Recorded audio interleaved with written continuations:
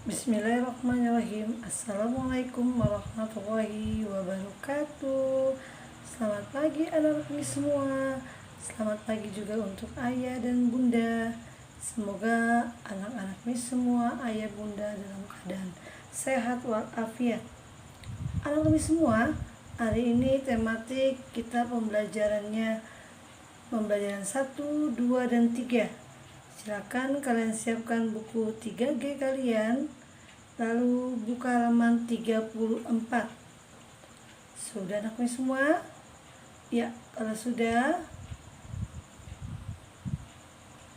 kita akan membahas tentang asal-usul pakaian. Ya, mari kita bahas tentang asal-usul pakaian. Sebelumnya kita membaca dulu di Ayo Mengamati. Nina mengenakan seragam sekolah. Seragam yang dikenakan sesuai dengan ketentuan. Pakaian seragam Nina ada beberapa macam. Ada seragam putih dan merah, ada seragam pramuka, ada pakaian olahraga, dan ada pakaian batik. Apakah perbedaan pakaian yang dikenakan Nina? Apakah kamu juga memiliki pakaian seragam yang sama dengan Nina? Kita mengenakan pakaian sesuai dengan kegiatan kita. Nah, selanjutnya kita lihat di paling bawah. Itu ada cerita tentang asal-usul pakaian. Nah, ini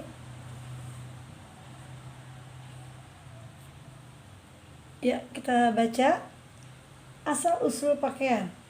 Pakaian digunakan untuk melindungi tubuh manusia dari panas dan dingin. Ketika cuaca panas, pakaian melindungi tubuh dari sinar matahari.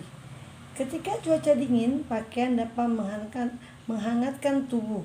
Selain itu, pakaian juga melindungi tubuh dari angin dan hujan. Nah, ini yang bisa dibawahi adalah paragraf 1, itu kalimat utamanya yang bisa dibawahi.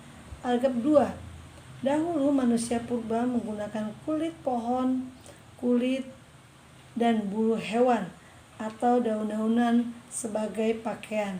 Potongan kulit hewan diletakkan begitu saja. Lanjutnya halaman 35. Letakkan begitu saja di atas pundak. Setelah ditemukan penggunaan jarum, potongan kulit digabung atau disambung-sambung. Jarum yang digunakan terbuat dari tulang. Seiring dengan perkembangan teknologi, ini paragraf 3. Seiring dengan perkembangan teknologi, kini pakaian terbuat dari kain yang dijahit dengan benang. Bahan pakaian yang digunakan juga beragam. Ada bahan pakaian dari kapas, ada bahan pakaian dari rambut domba, ada juga bahan pakaian dari kepompong ulas sutra. Proses pembuatan pakaian juga mengalami perkembangan. Pada awalnya, pembuatan pakaian memerlukan waktu yang lama.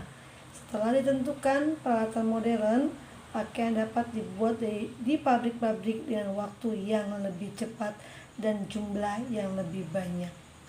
Nah, ini tentang asal-usul pakaian. Silakan untuk kalimat utamanya setiap paragraf kalian salin. Yang telah Miss garis bawahi, kalian salin ke semua tabel yang ada di bawah ini. Selanjutnya di halaman 35.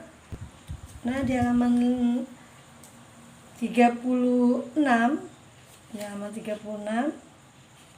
kalian di Ayo Membaca. Di situ ada materi tentang simetri. Perhatikan pakaian yang dilipat Nina. Lipatan yang satu tepat berhimpit dan menutup bagian yang lain. Ini namanya simetrinya. Jadi kalau dilipat, dia berhimpit. Tidak ada yang tidak berhimpit. Jika tidak berhimpit, berarti dia tidak mempunyai simetri. Bangunan simetri adalah bangunan datar yang memiliki sumbu simetri lipat. Pada pakaian yang dilipat Nina, garis bekas lipatan disebut dengan sumbu simetri. Sumbu simetri lipat adalah garis yang membagi bangunan datar menjadi dua bagian sama besar dan sebangun. Nah, Miss ada tugas buat kalian. yaitu kalian buat dengan kertas origami, boleh dengan kertas biasa. Kalian buat bangun seperti ini ya, segi panjang segitiga, layang-layang, jajar genjang. Kemudian kalian buktikan bangun ini bahwa mempunyai simetri lipat. Kalian buktikan dengan contoh yang di nomor 3 seperti ini. Hasilnya nanti kalian kirim ke WA Miss Lina atau Miss Siti. Ya, selanjutnya langsung kita ke Ayo Berlatih halaman 39. Nomor 1, tentukan kalimat utama dari paragraf di atas. Kalian garis bawahi, ini adalah disebut dengan kalimat utama. Tuliskan tanda checklist jika garis putus merupakan sumbu simetri atau tanda X jika bukan. Kalian perhatikan, jika mislipat ini akan ketemu ujung dengan ujungnya. Berarti dia adalah simetri. Sedangkan payung kalau mislipat di sebelah sini tidak ada tanda ininya. Jadi tidak akan ketemu. Es krim kalau kita lipat dia akan bertemu. Terus ini 1 2 3 4 5 6 ini tidak akan ketemu jika simetri lipatnya seperti ini. Kemudian bintang ini apabila kalian lipat dia akan menemukan sumbu simetrinya. Nah, untuk nomor 3 kalian perhatikan, gambarkan sumbu simetri lipat pada bangun berikut. Setelah itu tentukan banyak simetri lipatnya. Kalian perhatikan, ini persegi panjang. Ini adalah sumbu simetri lipatnya. Ini bentuk. Berarti ada berapa dia? Ada 2 simetri lipatnya. Kemudian ini bisa lagi tidak, lipat kemana lagi? Tidak bisa, berarti ini adalah 1. Yang ini ke sini dilipat bisa. Kemudian Miss garis bawahi ini bisa, berarti ini ada 2. Yang ini dilipat bisa, ada lagi tidak, berarti ini hanya 1 sumbu simetri lipatnya.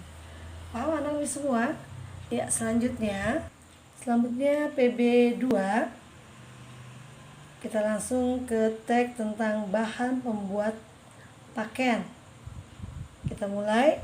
Dahulu manusia menggunakan kulit kayu dan kulit hewan untuk membuat pakaian. Setelah teknologi pemintal pakaian ditemukan, manusia mulai menggunakan serat dari bahan alam untuk membuat benang. Bahan alam tersebut berasal dari rambut domba, kapas, dan tanaman rami. Bahan alam menghasilkan serat kain berupa kain wol, katun, dan linen. Pembuatan kain wol dimulai dengan pengumpulan rambut domba. Setelah dipilih dan dipisahkan kualitas seratnya, geser.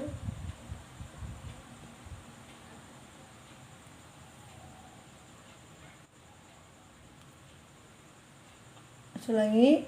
Pembuatan kain wol dimulai dengan pengumpulan rambut domba. Setelah dipilih dan dipisahkan kualitas seratnya, dilakukan pencucian. Kain katun berasal dari buah tanaman kapas yang mengandung serat kecil. Serat tersebut kemudian dipintal dan ditenun. Kain linen berasal dari tanaman rami. Batang tanaman rami dicabut dan direndam dalam air selama beberapa hari. Selanjutnya, batang tersebut disisir dan ditenun. Lanjutnya paragraf 3, meningkatnya kebutuhan manusia mendorong manusia untuk menciptakan serat-serat dalam pembuatan kain. Contohnya serat buatan antara lain rayon, dan polister. Serat rayon berasal dari pemisahan bahan berserat. Kita lanjutkan di halaman 41. Pada kayu polister berasal dari olahan batu bara dan minyak bumi. Dalam perkembangannya sering kali dilakukan penggabungan serat alami dan buatan dalam pembuatan kain.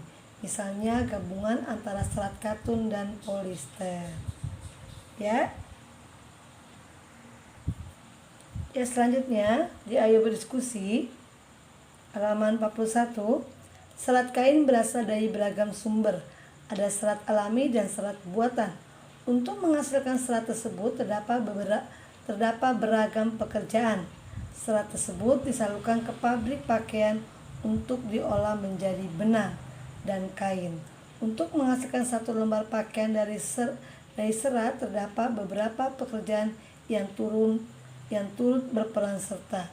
Ada pemintal benang, perancang busana, penjahit pakaian, pedagang kain, dan lain-lain. Selanjutnya di halaman 42, di lingkungan masyarakat kita dapat melihat berbagai pekerjaan. Ada yang bekerja sebagai pedagang, polisi, guru, karyawan, dan sebagainya. Setiap pekerjaan memiliki tugas dan peran masing-masing. Keragaman pekerjaan tersebut harus kita hargai.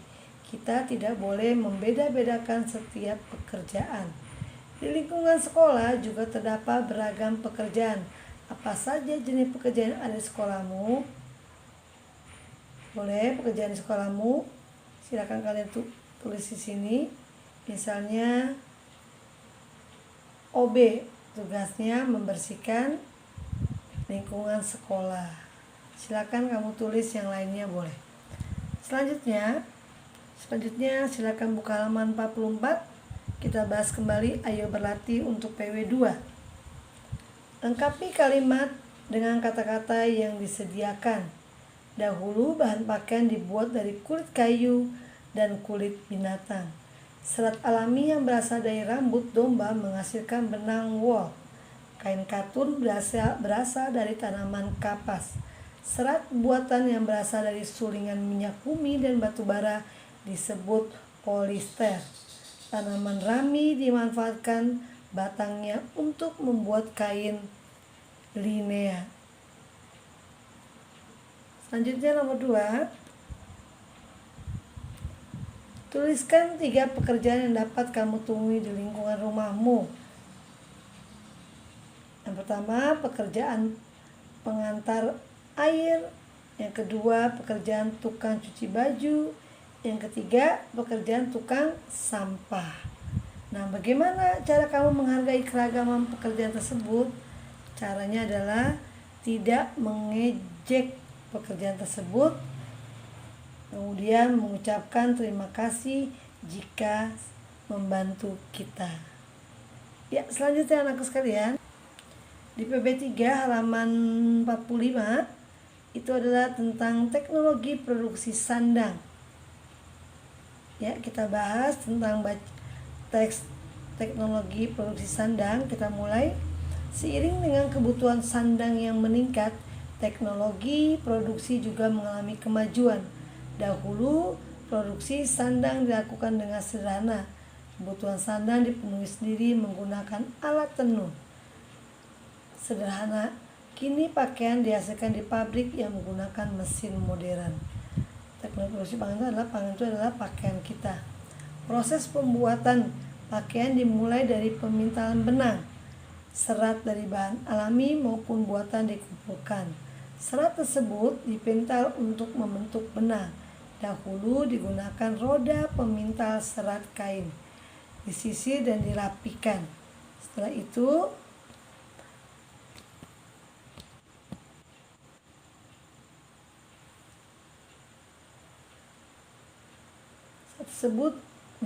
serat tersebut dipintal untuk membentuk benang. Dahulu digunakan roda pemintal serat kain, disisir dan dirapikan. Setelah itu benang dipilih dan digulung menggunakan tangan. Kini benang dipintal menggunakan mesin secara otomatis. Selanjutnya paragraf 3, benang yang sudah jadi kemudian ditenun sehingga dihasilkan kain. Benang yang direntangkan dari anyam menggunakan alat tenun. Penenunan bahan menggunakan alat sambil duduk. Selanjutnya diciptakan alat tenun otomatis. Ya, selanjutnya halaman 46, yang bisa menenun kain dalam waktu cepat dan kain lebih panjang. Pabrik pembuatan kain dilakukan dengan mesin otomatis yang menghasilkan gulungan kain. Kain yang sudah jadi siap dijahit menjadi pakaian. Mula-mula dibuat pola pakaian terlebih dahulu. Kain dipotong-potong sesuai pola. Pola disusun dan dijahit hingga membentuk pakaian. Dahulu proses menjahit pakaian dilakukan menggunakan tangan. Setelah itu digunakan mesin jahit manual yang digerakkan dengan kaki. Kini digunakan mesin jahit modern yang digerakkan dengan bantuan listrik. Yaitu tentang teknologi pakaian. Selanjutnya Miss langsung ke ayo berlatih. Nomor 1, tuliskan proses yang dilakukan pada pembuatan pakaian berikut. Yang A adalah memintal benang, yang B adalah menenun benang, terus yang C adalah menjahit. Selanjutnya nomor 2, ini nomor 2 kalian lihat yang A, tentukan pakaian-pakaian berikut yang simetris. Jika iya, gambarkan sumbunya. Yang A iya sumbu simetris, sudah gambarkan. Yang B tidak sumbu simetris, karena kalau kami di sebelah gambarnya tidak bisa ketemu. Yang C juga simetris, yang D tidak, yang E tidak. Jadi yang simetris hanya A dan C. Yang selanjutnya nomor 3, tuliskan banyak simetri lipat pada setiap bangun data berikut. Jajar genjang tidak mempunyai simetri lipat. Persegi panjang mempunyai 2, belah ketupat mempunyai 2 simetri lipat. Persegi memiliki 4 simetri lipat. Nah, itu saja anak Miss semua untuk pembelajaran tematik hari ini.